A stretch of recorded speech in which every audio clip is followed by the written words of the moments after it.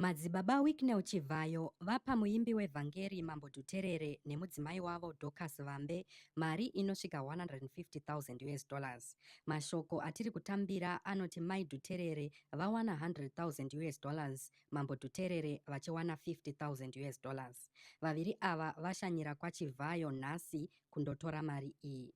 Mumazuva mashoma apfuura ayo, vaviri ava vakapiwa motokari dzemhando yeToyota Fortuner mbiri itsva zvichibva muhomwe dzaChivayo dzakadzika.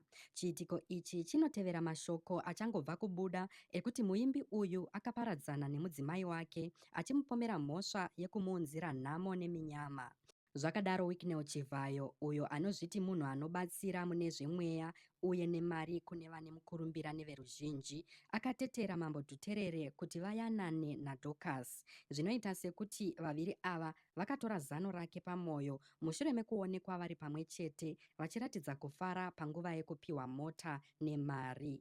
Wicknell Chivayo is known for his lavish lifestyle, frequent donations to churches, musicians, and public figures, and his close ties with the ruling party. Some praise his generosity, while critics argue he uses these public handouts to clean up his controversial reputation.